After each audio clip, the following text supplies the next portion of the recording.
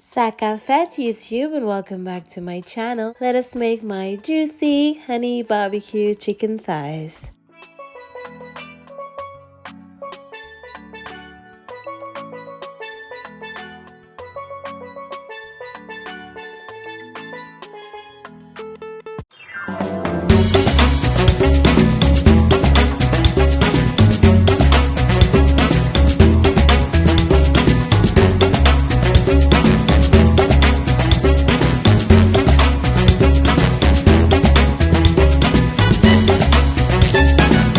Hello my darlings, it's so nice to have you back here in my kitchen. I'm so happy to be back. Oh my gosh, how long has it been? 1 month, 2 months, 3 months? I've lost count, I know, but hey, oh my gosh, Terry had to take a break, okay? She had lots of things going on behind the scenes. To be honest, I didn't want to give you guys a burnt out version of Terri-Ann, okay? So I wanted to rest, come back feeling great, and I love you guys so much. I'm actually coming back with the cold to show you. Still so nasal, but I hope you enjoyed the recipe regardless. So I've got some chicken thighs that I'm working with. I've already cleaned it, of course, seasoned lightly with a little bit of oil, salt, black pepper, curry powder, all-purpose seasoning, going with some paprika for color, and I also have some freshly blended green seasoning. Made this just for this recipe, honestly, because I did not have any on hand. And yes, darlings, add a generous amount. Then you want to massage that in using the glove. Yes, darlings, how have you been? How have you been? I've missed you guys so much. Honestly, like I said, sorry if I'm nasal, but hey, I'm just so happy to be here with the back-to-back recipes because you know,